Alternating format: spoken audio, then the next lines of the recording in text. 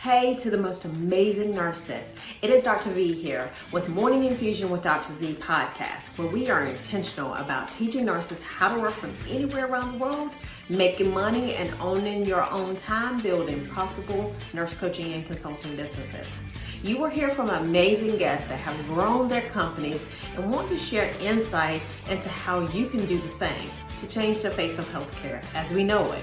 If you want to grow your businesses and leverage your knowledge as a nurse to grow wildly successful businesses at the top, instead of working your way to the top, head on over and join our Millionaire Nurse CEO group on Facebook, where you can ask questions and get updates on our live and virtual events to help you grow your businesses.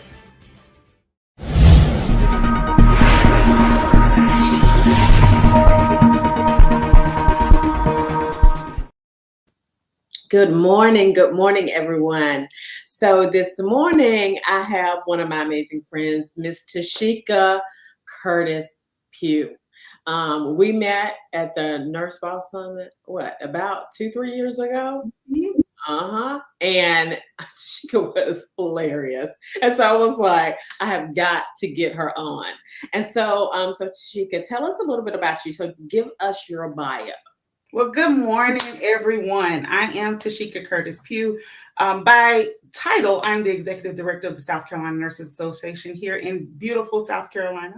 However, in day and deed, I am Derek's wife. My husband is a elected official here in Richland County, South Carolina. I am Mila's mom, my beautiful, beautiful 9-month-old daughter who is already awake and moving and doing what she does and talking.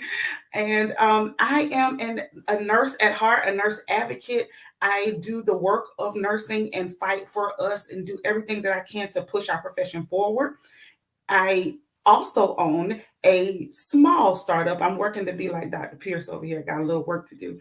But I own a small startup called Nurse TK LLC, which I help individuals, especially in the healthcare space, transition from the C-suite, from frontline healthcare to the C-suite. So really trying to look at where do we need to break down those barriers and help us get there, because we need to see as many of us as possible sitting in the rooms that we make decisions in. I always tell people, if you are not at the table, you are on the menu. So we're going to get off the menu and we're going to make our own table. So that's what I do each and every day.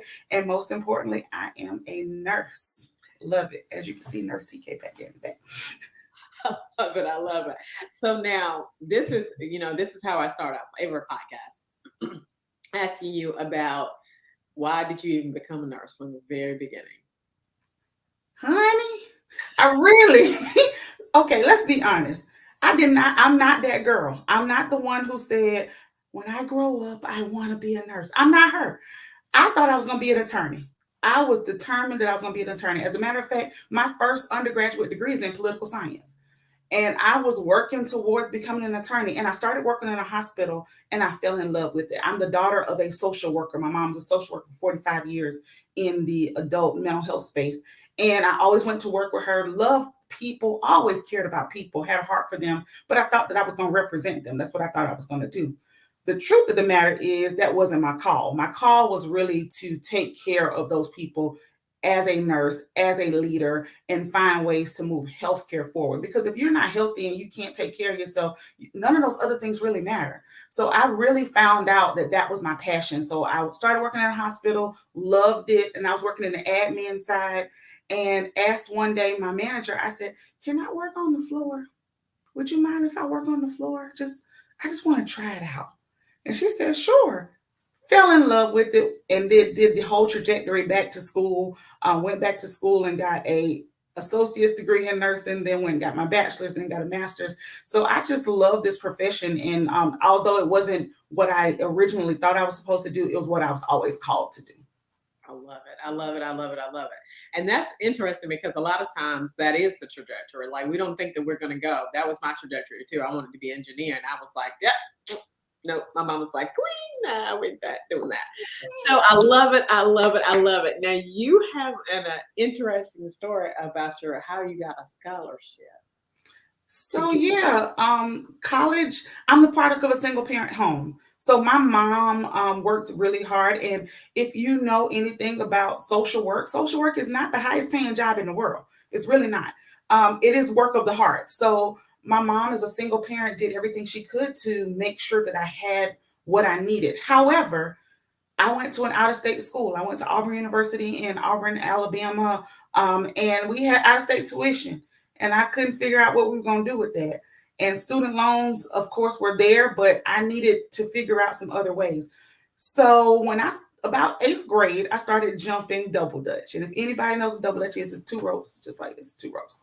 I started jumping double dutch, and I did it for my coach as a favor.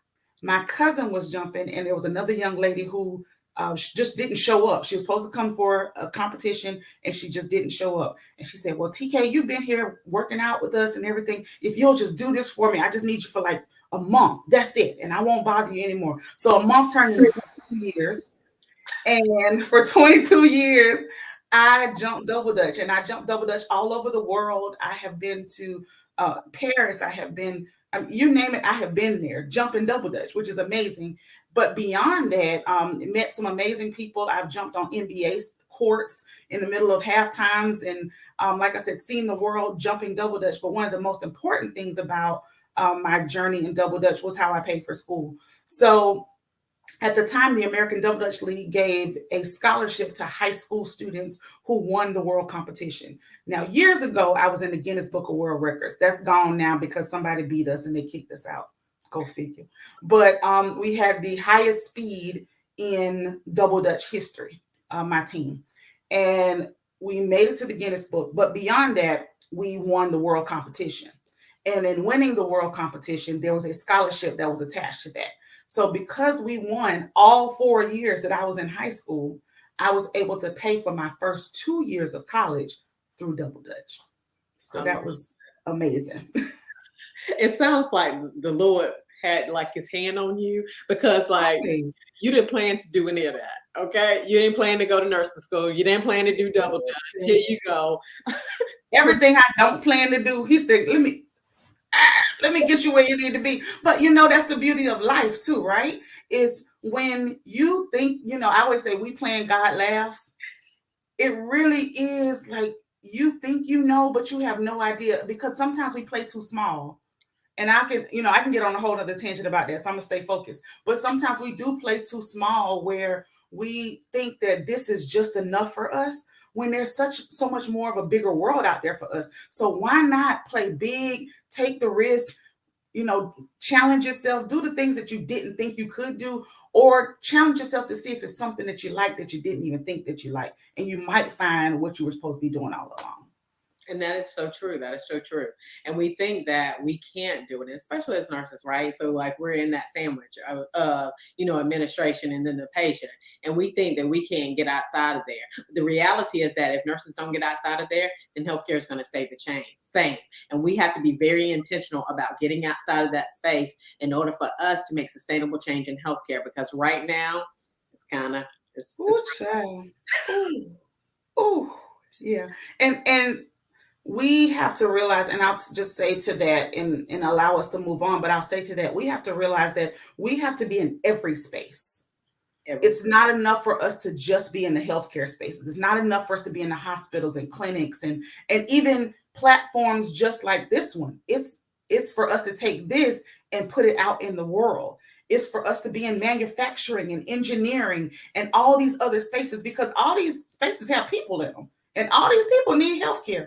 We have to think about how we can expand what we do and be creative and dynamic in such a way that the first person that someone thinks about is a nurse. Before we make a decision, let me talk to a nurse. Before we change the way we're going to deliver XYZ in our organization, let me talk to a nurse, whether it's meant from their mental health standpoint, whether it's their physical health, whether it's the air quality, whether it's infection control, whatever it is, let me talk to a nurse first before I make any decisions about how I change my business. Because it definitely changes the trajectory for sure. Now we're going to start talking about a little bit about you and your journey to becoming a mom. Mm-hmm. So let's start with that should start out with the first time that you wanted to become a mom. What happened? So my husband and I got married in 2016. My husband and I had been, so we weren't a traditional couple in that I met him, I fell in love, and we got married immediately. It wasn't that. My husband and I met each other working on a mental health hospital. And he was working as a mental health tech, and I was in nursing school at the time. And we dated for years before we got married. People were like, when are y'all gonna get married? You know, the question, goodness, y'all been together for 40 years. When y'all gonna get married? But we dated for a long time, and during that time he was getting his master's and I was getting my master's, and we were just living life and doing stuff, and we just weren't in a rush. But I won't lie and say that during that time that I was as holy as I might have been. So to say that I could have been, I could have made a baby at that time would have been possible. But all of that, and I'm just being honest. Y'all have to forgive me. I'm just a real honest individual. That's just who I am. But needless to say, we got married and we were still trying. We were trying before we got married. We were trying after, because I didn't get married early. I mean, early on. I was in my 30s when I got married. So we were still, we were trying. And we just could not get pregnant, and we're just trying to figure out what was going on. So we went and saw the doctors. Of course, we saw my GYN and all of that, and my husband did testing, and we found that I had some major issues. I had several reproductive issues, and I won't go through the list, but you name it, pretty much I had it. I from PCOS down to fibroids and everything in between. So we had gone on that journey and really tried to figure out what we were going to do. And our GYN referred us to a fertility specialist. And during that time where we were referred, she said, this is going to be an uphill battle for you because of the amount of issues that you have, the scar tissue, all the things that you have going on. It's going to be a hard battle. I had so many fibroids that they had started to twist and impact my other organs. So it has really been a struggle. And we talked to our reproductive endocrinologist. We tried IVF. Well, we tried IUI first. We tried IVF multiple times. What is IUI? IUI is intrauterine insemination. So that is when everything is done. IVF is in vitro fertilization. So IUI is less invasive. Okay. It is less costly. Okay. And it is basically like, hey, here's your sperm, here's your egg. Let's put them up in there. Let's do that. Let them do their thing. Whereas IVF is let's manipulate everything in the lab, and then we have this perfect embryo that's now ready to go, and then we put that back. Gotcha. So we did that first because it was cheaper. Then we transitioned over to the IVF space. And if anybody knows anything about IVF, it's not cheap. I don't care if you have insurance or not. It's not cheap. If you do have insurance, it does help the cost some, but a lot of companies still don't pay for that. And that's a whole nother conversation about reproductive rights later on. And if you want us to have that, eventually we can have that, because I had some major conversations on the Supreme Court steps when Roe v. Wade came down. That's a whole nother situation. But it's expensive. I will say, my husband jokingly, he does not say this in front of my child. Y'all don't be mad at my husband. But my husband calls my baby. He says, come here, little 2022 fully loaded Range Rover. Come here. I don't do that to my baby. But the amount of money that you spend trying to have a child is unreal. But so we went through the journey. We went through multiple rounds. And let me take that back. The money is one thing, but that's just the beginning of it. The emotional toll, the physical toll, psychological toll that you experience. It's a lot, because every time you think you're on a high, you find yourself back at a low if it doesn't work. I even asked my husband at one point in time, do you still want to be married to me? Do you think you want to separate? Because I could not produce a child. And he looked at me like I was crazy, but I really felt like I wasn't whole. And I struggled with that. I struggled with that a lot. So I will allow us to elaborate more on the journey. But yeah, we went through that journey, and it was hard. It was emotional, but it made us so much stronger together as a couple. Like, I like him so much more now. I liked him before. I married the guy, so I must have liked him, but I really like him. He held my hand in the fire. Mm. This was not a journey for the faint of heart. He held my hand through the fire. We are both in fraternities and sorority. And if anybody's in those arenas, we use the term cross the burning sands. Well, I think we dove into the burning sands and walked through them together hand in hand, because it was a journey. And Mila is the result. So it's worth it. I love it. I love it. I love it. Now we're going to get more into it. I'm going to have a short commercial, and then we'll be right back. Our live event is going down twice a year in Rocky Mount, North Carolina, called the Millionaire Nurse CEO Conference. We will be covering the blueprint and master plan to grow a wealthy and flourishing company. We love that you listen to the podcast, but we want you in the room. We will be sharing insights on marketing and sales strategies so that you are able to create more impact and make more money, creating more freedom so that you can do the things that you love. So join us for the nursing event of the century. Go to vpnursing.com to sign up for this life-changing event. When it comes to, first of all, Nita, thank you for watching. Anita, thank you for watching the podcast. She said that the breakdown of IUI and IVF was it was a great breakdown, because I didn't understand the difference between the two either. So having the so once you found out, so you guys didn't actually conceive, you actually adopted, correct? Correct. And so I had 8 miscarriages. 8 miscarriages. Okay. And so tell me about, after you had the 8th miscarriage, then what was what was the turning point? So the turning point for me was I had multiple surgeries to remove fibroids. I'd had emergency cystectomies. I had scraping done, you name it. I had so many things done from a reproductive standpoint. Again, asking my husband, you sure you want to keep going on this journey with me? And after having all those things done, I finally, in June of last year, had a total hysterectomy. And it was not something I wanted to do. And I will preface this by saying, Black women especially, but all women in general, make sure that your practitioners are fighting for you.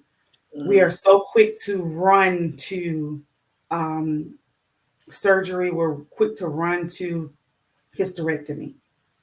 Now, if it is where you have to be, it's where you have to be. But make sure they're fighting for you. That should never be the first course of action. So I will just say that. But my doctor fought for me. We fought, we tried, we did everything we possibly could. So finally, we came to the conclusion that I needed to have the hysterectomy. I was having blood loss and having low hemoglobins and all kinds of others. I really just was struggling, constantly tired. And anybody knows in nursing, we can't be tired. We don't have time to be tired. We got too much work to do. Whether you're frontline leadership, running your own business, don't nobody have time to be tired. We got to go. So I was tired all the time, just major fatigue, just really struggling. And we made the decision to move forward with the hysterectomy last year. And I told you, every time I do my own thing, God kind of steps in and says, and I told you I got this. So June of 2022, I had hysterectomy, June 28th, as a matter of fact. And it was very final for me. There was a lot of emotion, just understanding that this is where I am and I may not be able to have a child. December of 21, my husband and I had started the adoption journey. It was our safety net. We didn't think we were going to need it, but it was our safety net. And adoption is very expensive if you do private adoption. Seems like everything I do is expensive. I'm just gonna have to this is why I'm on here with Millionaire CEO, right? Because I got to make sure I make some money. Because at the end of the day, everything I do is costing me money. But we had gone through the emotions with adoption, but we had not been matched or anything like that. And I had the surgery in July 19th. My birthday is July 14th. And I remember on my birthday just wanting to just feel whole and feel normal. So I got some clothes on and I was still trying to walk again because I had open hysterectomy.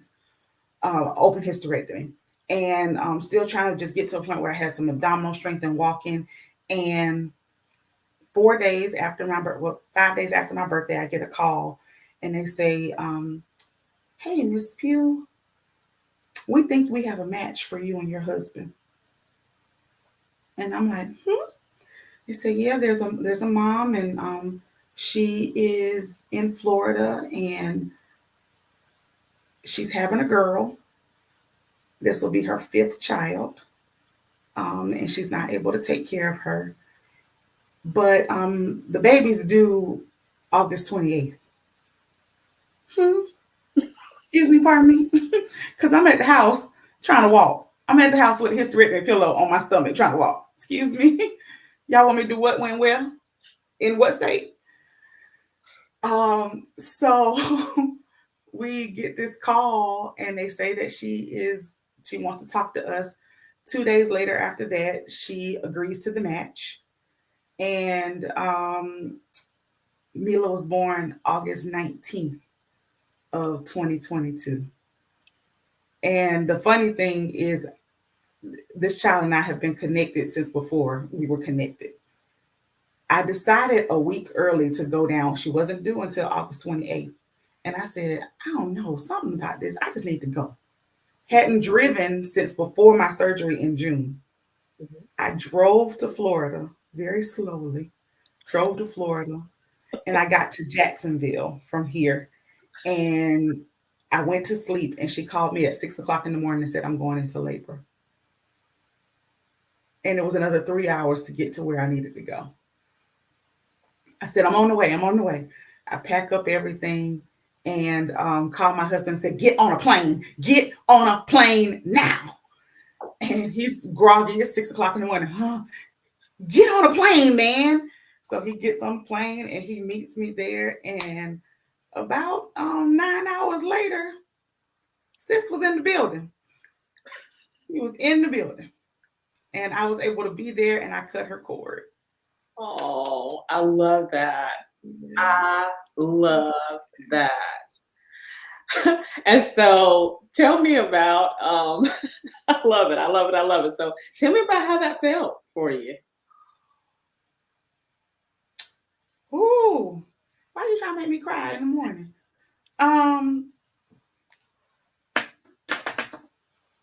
God does all things well. And this child is such a blessing. She is light and joy and beauty personified. She is everything. And she was everything in that moment. I was able to be in that room and I watched her birth her. And I always say, I didn't birth her physically, but I birthed her in every other way. I birthed her in my prayers. I birthed her in my thoughts. I birthed her in my sacrifices. I birthed her through the pain that I had. I birthed her through every surgery, through every cut. I birthed her. She is mine. And in that moment, when I saw her come into the world, she was immediately mine. When I cut her cord and they put her on my chest, the tears just started to flow. And I remember saying, and there's a book, and I had been reading this book, and it's called I Love You Since Forever. And I've been reading it, and it's about adoption.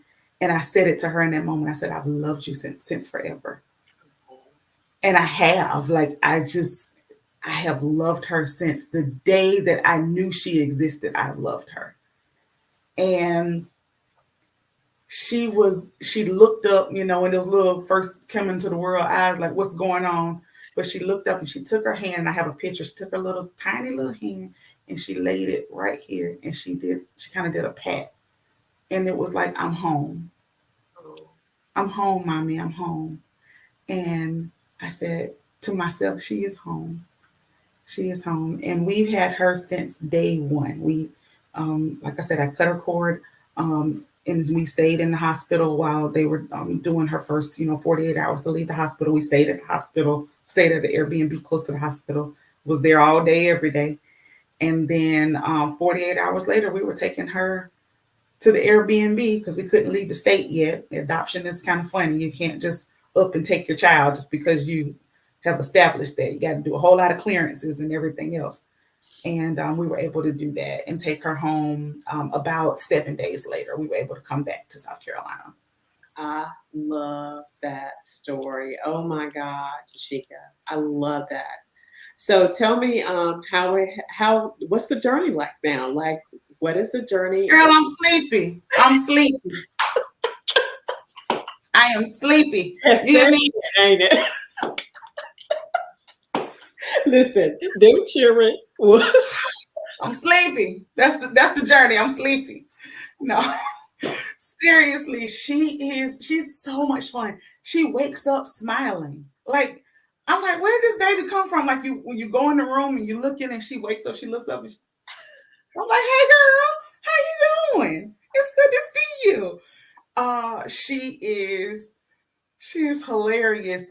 So I post on my Facebook, and I'm actually getting ready to get her an IG, but I post all the time from her. I share her stories all the time because this journey has not just been mine. This journey has been every part of my village who has been there with me, who's prayed for me, interceded for me. So I try to make sure everybody knows what's going on with Madam Princess Pugh, as we call her. And she is hilarious. And I think it's like she knows it. She is so funny and she's laughing and joking and smiling all the time. And I'm like, do you know how to troll people? Because like I'm trying to do something with you. And she's like, I don't want you. I don't want you. I can't be bothered. The child won't walk. She's 9 months old. She doesn't want to walk. She doesn't want to crawl because we are her people. And why do that when people come do my bidding and we do it? So, if she breathes hard, there's somebody, what you need, what you want, what you need, what you want. So we are all in. We love it. The journey has been such a beautiful one. It's not been, always easy trying to navigate life with a newborn and trying to figure out how to sleep and what's okay to do and what's not okay to do, and am I using the right bottles, and is this the right this, that, and the other. Trying to do all that has been its own challenge, but I'll say it's been such a beauty in learning in the lessons that we've had along the way. And like now she's sleeping in her crib by herself doing her own little thing, and I'm like, oh, girl, I'm liking this. You're sleeping all night long. I don't have to wake up at 2 o'clock to feed you. None of that. But it really is beautiful. And my husband is just so enamored with her. He just loves her. And she's starting to say, Mama and Dada. So it's so much fun. And she recognizes her people. So it's good. It's a blessing. It really is. Love it. I love it. It is such an amazing story. And I really want to talk about your startup, but I think that there's no better way to end it than that. That's for another time. Tell us where they can find you. Everywhere, anywhere. Call me, beat me if you want to reach me. I'm like Kim Possible, but I am on Facebook. You can find me on Facebook. My name Teshieka Curtis-Pugh and Nurse TK. So there's 2 pages. There's my business page. Same thing on IG. On IG, I am Nurse TK Official. You can find me there. On TikTok, you can find me. I'm Nurse TK. I'm Nurse TK everywhere you want to find me. I am always looking to expand and grow and help people, especially in the healthcare space, but in general, just people. Whatever I can do for people, I'm here for it. Let's grow, win, and excel together, and just keep doing work that is passion pursuits, things that you love, things that you enjoy, and things that will eventually you'll be able to monetize. So I'm here for all of it. Have a wonderful day. And Dr. Pierce, thank you so much for having me. I'm so grateful. Thank you. Thank you. Thank you for coming. We do have a masterclass. We had an amazing masterclass last night. It was absolutely phenomenal. We're going to have them every month. Pretty much every month. I'll be out of the country a couple of months, but other than that, we're going to have master classes every month. The next one is July 11, 2023. So I look forward to everyone being there, and you guys have a phenomenal rest of your day.